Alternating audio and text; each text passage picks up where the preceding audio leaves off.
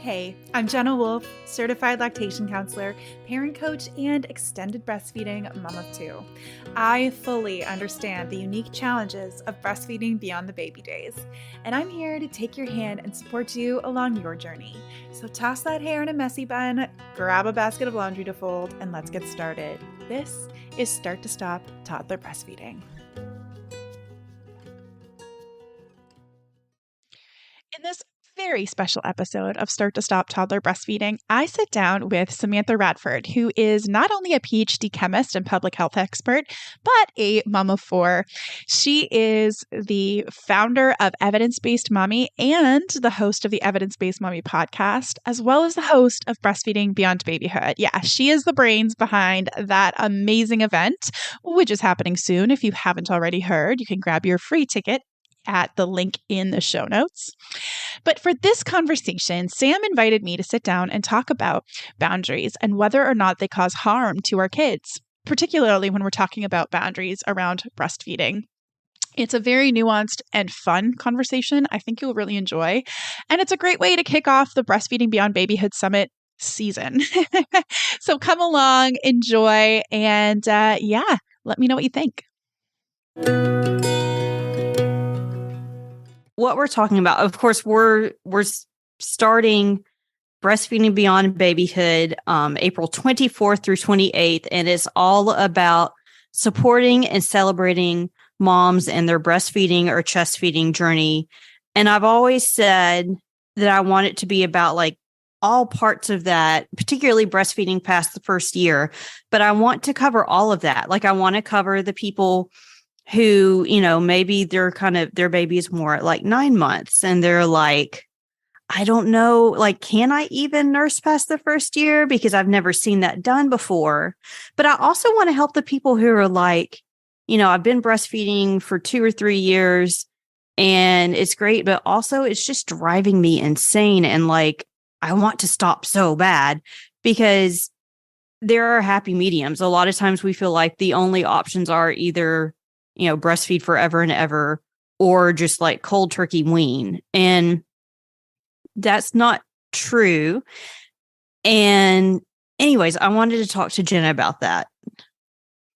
Yeah, like I think that it's we've both, I think, experienced like in our breastfeeding journeys, moving through those pieces of starting with like, can I even go past this? And we're like this point and we're like looking for the information. And I think that just the culture we live in, I don't think, I mean, maybe I'm wrong, but I don't think that there's that many women that hit the 9-10 months of breastfeeding and feel super confident that they're just going to keep going and that there's no, like, I feel like most people hit like a spot where they're like, I don't know, because it feels very strange and kind of rare to breastfeed past that point. So I think we all like come up with those questions and then we turn and we're looking at resources and we're like, can I do this? Can I, I remember like being in the Facebook groups and like seeing other moms and finding these kind of little pockets of the internet that were really kind of focused on like attachment parenting and understanding the biological norms of infant sleep and breastfeeding into toddlerhood, and I was like, whoa.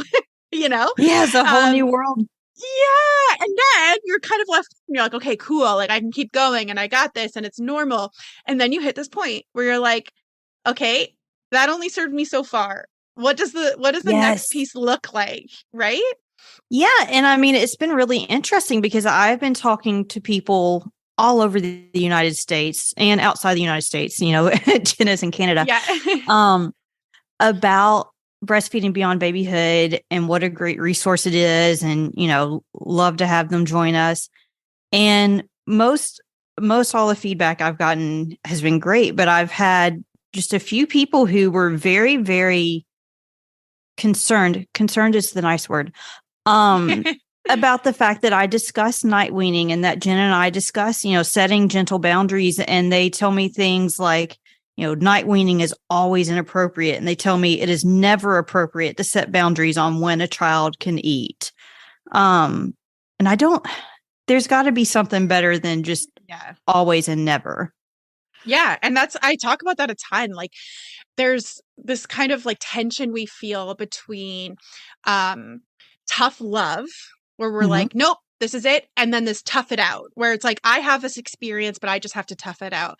And what I see over and over and over again is that in the breastfeeding space, there's a lot of understanding about biological norms and about infant sleep and about the benefits of breastfeeding. And that's beautiful and amazing. But we're missing understanding of attachment theory and nervous system regulation and parenting, which I feel like as both a certified pure joy parent coach and a certified lactation counselor, I really see from both of those lenses. And I'm just a psychology nut, so I love that stuff too. But the problem is that when we're so focused, and I get it, because there has been a long time where children's needs and understanding them and being developmentally appropriate was, not the norm. Oh, And things absolutely. like, Yeah. I mean, yeah, lots like the cry it out and all that kind of stuff. That's just like exactly, stick them in the room at 8 weeks and let them stay there all night. Like that's not right, okay. Um, exactly. right. Exactly. And so I think that, but what we're missing is this understanding that children and like the parent and the baby are not just in this breastfeeding dyad, which they are. And we understand that breastfeeding dyad of like, the child's hunger and thirst cues and the parent's supply and demand, and that they're kind of like speaking to each other. There's this conversation happening in the breastfeeding relationship, but they're also in an attachment dyad. And so in Mm-hmm. an attachment dyad, you're not, the children, by breastfeeding, they are borrowing essentially, or like relying on the parent's immune system, right? Because a child's immune system is not fully developed until somewhere between ages 2 and 7. It varies on the child and the circumstances, but they're borrowing the parent's immune system while they're still Mm-hmm. breastfeeding during that time. And they're borrowing the parents, like literally calories and vitamins and all, like all those things. They're Oh, kind of like, yeah. you're intertwined in a way that cannot really be easily disentangled. You can't really separate those things.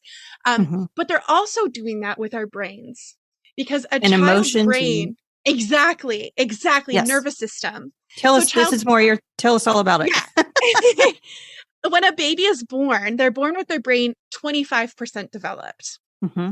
And in the first year, it doubles to 50% developed. So that's a ton of development that's happening in that first year. And then by somewhere between ages 5 to 7, and then with neurodiverse kids, it can be more like 7 to 9. But there's this kind of shift that happens where they move from that 50% mark at a year to 90% mark. So in the first 5 to 7 years, potentially up to 9 years of life, a child's brain is doing this massive explosion of growth, right? A child has more more neural pathways in their brain at 2 years old than they will at any other time in their life. So it's very, Right. very You develop dense. them all and then you cull them Then there's pruning, right? afterwards. That And yeah, happens. yeah, So yeah. the most effective ones are being like, right? Reinforced. So Yeah. yeah, exactly. Those are ones that are being reinforced, and then the ones that are just not important die off, which sounds kind of like awful, but what's happening is it's actually just creating the brain to be much, much more efficient, right? So it's really cute. Once you kind of understand that, you can see your 2-year-old and how long it takes them to process like a question. Like you can ask them a question and you're getting impatient, but it's actually because it takes them a long time to process that information. And so Oh. like 30 seconds later, they're like, blueberry, and you're like, I asked you what you wanted, like I can't handle this. Right, like, but really it's taking a long time to process that information. So it's a good thing that it gets more effective and more efficient. And then of course that last 10% doesn't finish developing until your mid-20s. And then of course we also understand with more modern research into neuroplasticity that your brain can continue to change and shift for the lifetime. But here's what's important about that is that the last pieces to grow and to develop in the brain are the ones around decision making and morality and regulation, being able to make conscious choices. And like a child doesn't develop impulse control until ages like 4-ish, and then that's just beginning. So like it takes a while after that. So the whole point to this is that it's not just that your child's brain is just unfolding over time, that it's just happening in this vacuum where they're just developing. They are borrowing from your nervous system regulation. Mhm. You are their outside brain in the same way that you're their outside immune system and you're their outside, like support for all of these other pieces in the breastfeeding diet, but you are their outside brain. So what does this mean? It means that your needs and you being regulated and you being taken care of is paramount to your child's development. It means that you can wake up all night, every single night with them and breastfeed them and still not have a secure relationship with them and still not have a secure attachment at the end of the day. Because if Wow. you're doing it, even if externally you're staying calm and you're doing all these things, there is neuroception happening. They're acutely aware of the nuances of your body and your physiology and even your breast milk cortisol levels. All of these things Oh, that's are true. affecting their nervous system regulation over time. So I think that can scare a lot of parents because I know so many want to give their child the best start in life, and that's why they've chosen to breastfeed. But there can be a lot of like fear. So many of us have had difficulties in our childhood that we don't want Hmm. to repeat, right? We don't want to parent the way that we were parented, even if we can acknowledge that our parents were doing the absolute best they could. And so when you hear, uh-oh, I have to do more than just breastfeed, it can feel very alarming and scary. And that can like be very stressful and scary. And so I think that, if when we have this rhetoric or this idea that putting boundaries around our child is never appropriate, and that setting limits around when our child feeds is never appropriate, it creates this like real tension inside of us. And it's like, okay, I just have to sacrifice all of my needs. And I know like the Leche League, and I love their stuff, so don't get me wrong, but like Hmm. there's a lot of talk of surrendering, right? Like surrendering to your child's needs and to the moment right now and just being present, and okay, like this isn't going to last forever. But then I think a lot of us hit that 2-3 year mark, and the idea of this too shall pass is like, what? When? Like, okay. um yeah, so just kind of like coming back around, I think that it does a disservice to moms and to babies when we say that like it's never appropriate to do those things, because we don't know what's actually happening in that relationship. We don't know what the mom's stress level is. We're ignoring all of her needs. We're ignoring everything that's happening there. And it doesn't mean that we need to trade mom's needs for baby's needs. But when we meet mom's needs, we are meeting baby's needs. So what I see happen a ton is that I call it the breastfeeding stress cycle. So mom's feeling stressed out.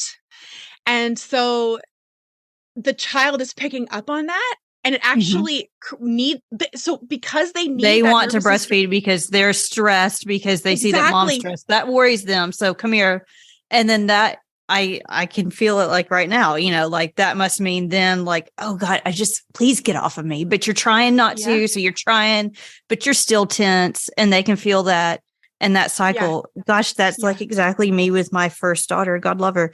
Yeah. Yeah. And I mean, and that's exactly what when I did decide, and she was about 2.5, when I was like, I need to wean her, I was starting to resent her. Like it was Exactly. damaging our relationship because my aversion was so intense and I didn't have the tools, Of at course. that time. But that was the best thing for us. And it's really scary when you're sitting on, the side where you're still nursing. You're like, what's going to happen? Like, what's going to happen to our relationship if I wean? But you come through it and you don't know till you've done it, but you come through it and you're like, okay, we're still okay. In Yeah. that case, we were better. That's not necessarily like Right. always, but for So, us, that's how it yeah, was. I want to share this quick story. The other day, so I was sharing with you, Sam, before that I had kind of like an injury to my jaw, and I've been having really bad headaches and not sleeping well, and it's been very stressful. And, I have ADHD, and I've dealt with a lot of like beliefs that I've picked up about myself. So like that I'm Mhm. lazy and, all these things. So in this, my husband's been working more and I've been basically at home with my two kids. So my house was destroyed. So I was feeling this level of stress building and building. And then my Mhm. kids, and I couldn't, like, I haven't been able to grocery shop or meal plan. It was just very stressful, right? So my kids Mhm. started fighting, and the morning had been growing, the stress, and my kids were fighting and arguing. Of course, I'm a parent coach. I have the tools. I know how to support them, but I did not have the capacity at that moment, right? Oh, sure. So eventually I screamed very loudly, very harshly, way more than I ever would want to. And I immediately felt this huge wave of guilt, this huge intensity that like came. And I all I wanted to do was just go and apologize, but not like confidently be like, I'm sorry I did that. More like, I'm so sorry. I'm so sorry that Such a bad happened. mom. And I yeah. know. It just beat myself up, right? Yes. So I did that for like half a second with my son because he was crying. He was crying because Oh. his sister did something to him or took his toy away or whatever it was. So he Hmm. was crying. So then, of course, I'm just like, this is all about me. And that's how I'm perceiving it all. Hmm. So I take a moment. I'm like, okay, I'm going to check this out. So I go over to him and I was like, hey, buddy, are you feeling scared? And he's like, no. Okay. Oh, Are you crying because I scared you? No. And I was like, well, why are you crying? Because Nora took my toy. Like that was why he was crying. it's not I even said, about you. did mommy Oh, did mommy scare you? Nope. I talked to my daughter. Nope. The crazy thing is that I actually needed to scream. No, okay. It could have come out, that release could have come out in a million ways. But once I did that, I felt a lot better because the stress had huh. been building. Would I recommend using screaming as a way to release that? No, I would not. However, I don't regret it. I don't regret it at all. And it didn't affect my kids.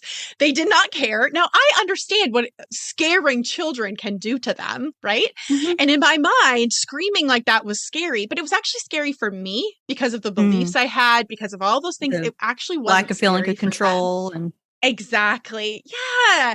And so the reason I share that is that we don't like, we can have these ideas that weaning will mean this, right? mm. That Hmm. like that if I set these boundaries, it's going to mean this and there's going to be affected in this way. And that can be good or bad. We could believe, well, everything's just going to get better once I wean, right? And that's not always the case. That's true Sometimes too. you do the gentle weaning at the night weaning and your kids still wake up over the night. And now you've That's just true lost too. breastfeeding as a tool to support them to sleep, right? And other Yeah. times you think weaning is going to just destroy your relationship. Then you find out that it's actually better in the end, right? So what I think that we're missing when we have this really black and white thinking about like this is always inappropriate and this is like never okay, and we're missing just the reality of messy humans and where people truly are at. And we can't just paint everybody with the same brush. So we're actually missing the true root needs that are happening, because if somebody's not feeling okay, then there's a need that's not being met, right? And so you cannot you cannot fix the problem without addressing the need underneath, for mom or for child. And Right. Because especially once they're, I mean, not even especially, but once they're toddlers, like it's very rarely about food or drink. It is usually about connection. So yeah, you can still connect yeah, without necessarily nursing in that moment. yeah. So I have like a like it can be emotional needs. So like feeling that comfort, feeling that connection. It can be like attachment needs where, Mhm. and I just differentiate those because attachment needs I consider more like proximity to Mm. the parent, feeling seen, heard, and understood, like that feeling like their inner world is acknowledged, like they're not alone in that, right? So there can be, and then also sensory regulation, like there can be Yes. sensory needs. Sometimes kids are waking up a lot at night because their body is having a hard time regulating. And that can be, I know kids who have breathing issues. And so the parents night wean, but they don't realize that their kid's waking a lot because of, some breathing issues that need to be addressed. And I support parents with that all the time. I'm like, your 3-year-old should not be waking every 2 hours overnight. Like, that's not about breastfeeding. That's not about behaviors. There's something medical going on here that we need to look at, right? So there can be those needs, right? There can be hunger and thirst. Sometimes my son will, sometimes he just keeps waking up to breastfeed, and I'm like, buddy, do you need some water? Yeah, I need some water. And then he sleeps like no problem, right? So like, okay. sometimes it can be that too, where it's like, oh, the room was just dry, and in his sleepy state, he was just asking for a drink, right? So Right. there can be like this whole host of needs and parents' needs, right? Because sometimes the baby is happily waking 2 times a night, baby, child, toddler, happily waking 2 times a night. Their needs are being fully satisfied at the breast. There's not a problem there at all. The needs that need to be met are the mom's, because Yes. maybe she's not getting enough sleep. Maybe that sleep comes in a different way and the night waking still stays. Like, maybe we can support mom. Maybe it's easier to just support her to adjust her schedule so that she's Just getting go to more bed sleep. earlier. Yeah, if Yeah. possible. Just yeah, or if you're at home, I know like for the first 3 kids I worked away from home, so I know this isn't viable for a lot of people, but if you can take a nap in the day, Yeah. that I just mean that there's always, if it doesn't feel good, then there's a need that's Mhm. not being met. So like, let's look at those needs. Let's look at mom's needs, let's look at baby's needs, and let's find a way to meet both of them without sacrificing one for the other. So in that Yes. situation, you could night wean. You'll need to meet the child's needs in another way.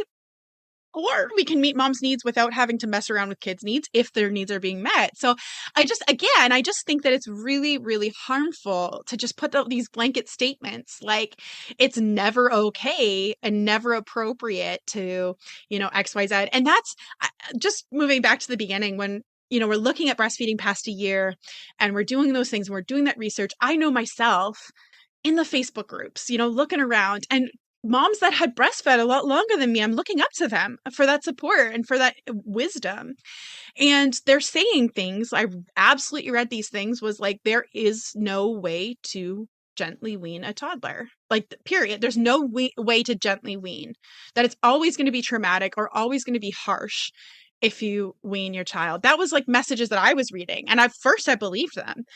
Thankfully, like, and truthfully, believing that caused way more stress because I wasn't meeting my needs. I just thought that I had to surrender, that I could not do anything else. And sometimes what I find and what I talk about is that the breastfeeding is like the very first way that your child like the only tool they have to get their needs met. Mhm. They can Mhm. only cry and root, right? Like, and latch. That's it, right?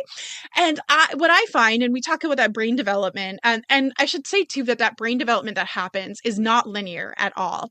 So it's not like one thing develops and then that thing is just developed and it stays perfect and that's there. It's not like that at all. It's constantly moving around. It's very messy, very organic, and they could gain a skill and then lose that skill and then gain a skill and then lose that skill. They could do something one day that they struggle with the next day. And that's all like normal. But what happens, I find, is that when they're stressed out, they lose those newer skills. So that means even if they've gained capacity to meet their needs in more sophisticated ways, when they're stressed out, they're likely going to revert back to that kind of primary way that they've always known, that most rudimentary, fundamental way to get their needs met, which is breastfeeding. So a lot of times what I find is that when a child's breastfeeding very frequently, there's something stressing them out. Mhm. There's stress there.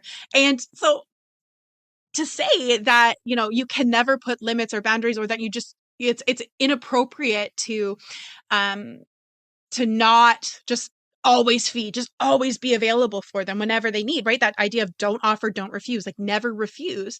Well, we're actually missing some really important cues from our child. The Because fact they that they're need to learn breastfeeding, some of those other well, skills. and That's a yeah, great opportunity to teach them for some, sure. little like kid appropriate mindfulness skills or Yeah.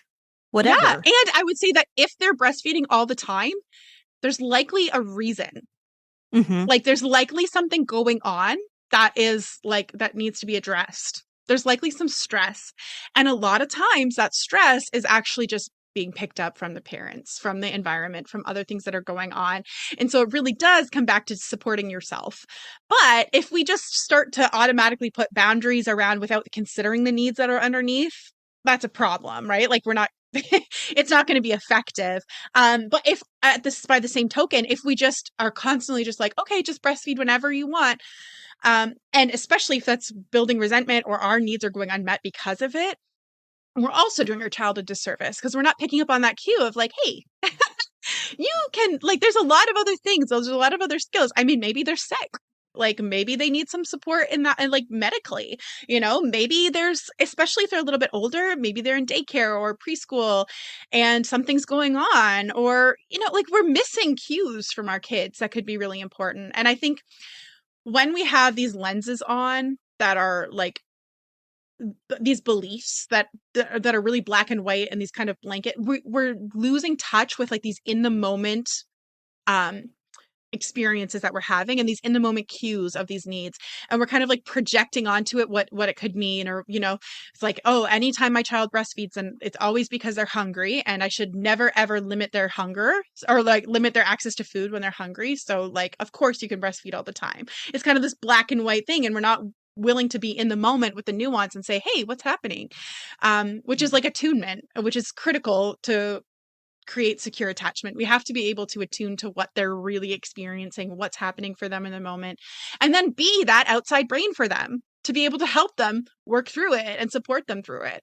I feel like I'm rambling a lot, but I get really passionate about this too. So yeah. Well, and I mean, when you are stressed and don't have a way to do anything about it, there's no way you can be attuned to someone else. yeah. You can like go through the motions, like you said, and just like submit to nursing or whatever, but you can't like do the real connection to figure out what's going on because you're in such like emergency state. Yeah. And that is like, I have my course on your breastfeeding story, and that is literally the work that I support parents through in that course, is like creating the capacity for you to do all the things that you need to do inside of yourself and then externally too, so that you can be present with your kids. Like I don't talk about your child's needs until like right near the end of the course, because I can tell you all about the needs that they have. I can teach you how to meet those needs. But if you are not taking care of yourself, you're going to see the wrong need. You're not going to be able to see what's actually there and in front of you because of all of the stories that you have in your head, which is literally why I call it Own Your Parenting Story and Own Your Breastfeeding Story, because these stories and these narratives will dictate our behaviors and whether, and the way that we see the world and how we show up with our kids. And it's as scary as it sounds, like the repercussions, right, of not being present and of not being attuned with our kids. It's actually pretty simple because it's really about just showing up for yourself first, and then the rest flows very naturally and easily from that place. And as scary and tough as that is, once you're able to do it, I don't even end up having to teach parents a lot of the like kind of actual practical skills of meeting their kids' needs, because once they can see them like authentically in themselves, parents know how to parent like inside of themselves. Like they're able to show up for their kids, and they create better tools and tips and tricks than I could for them. They just like, it's all inside, it's there. That's So yeah, I beautiful. feel like, yeah, I think so. And it's pretty crazy to watch it unfold with clients. And sometimes I'm sitting on pins and needles, like, is it actually going to work this time? Like, maybe this is the one time where like I need to jump in and save them. And then before you know it, like, it's like they have this beautiful story unfolding that I could have never, ever created for them. And it's really beautiful. It's Yeah. lovely. Yeah. Yeah. Thank you so much for talking to me today about all of like, this is so great. And it's so wonderful to be able to talk about that. There is nuance to this conversation, that we are allowed to set limits and take care of ourselves Yeah. while also taking care of our child. So thank you for that reassurance. Yeah. And I think that that is really the takeaway, that we don't have to, because it can feel like we're straddling this line between being this like attachment parent and, being so good at seeing our children's needs and taking care of them. And then there's this other side where it's like, oh, actually, none of that matters. And if it's making you miserable, just stop. And, like, blah, blah, blah, your needs matter and you're important. And which is not like, and both sides are right. And we can do both of them together, right? Like, it's not, we don't have to vilify one or the other. There's actually a different way where we see those needs as really deeply intertwined. And I think that part of that too is just like I was saying with the own your story. It's moving from that place of looking externally to get all of the wisdom and all of the support. That's what makes you feel like you're being torn in two, because you're feeling like you just have to trust. Who do I trust? Right. But really that wisdom Right. comes from inside of you, and you do know the pathway forward. You just need some support to kind of like untangle, all of those things that have kind of crept in. Yeah. And we've got support for that all week from the 24th through the 28th at Breastfeeding Beyond Babyhood. We've got so many amazing speakers with all different stories and all different ways to help. And I'm super excited. Of course, Jenna's one of those amazing speakers. So we will see you there. Yeah, and I should just say I attended the conference as a Yes. regular attendee the first year, and it was Yes. incredible. So I really hope that you can all have a very similar experience to me. Yes, like I love did it. when I attended. Yeah. So Jenna came the first year and she, commented in the group like how great it was. And I remembered her. And then I saw that, she had gotten her lactation counselor certification. And I was like, do you want to join us? And here we are. I love it. So thank you so much. I know. Awesome. If you loved this episode, make sure you hit that subscribe button so that you don't miss any episodes in the future.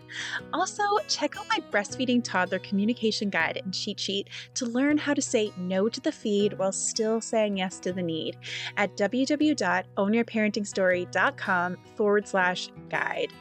And that concludes another episode of Start to Stop Toddler Breastfeeding.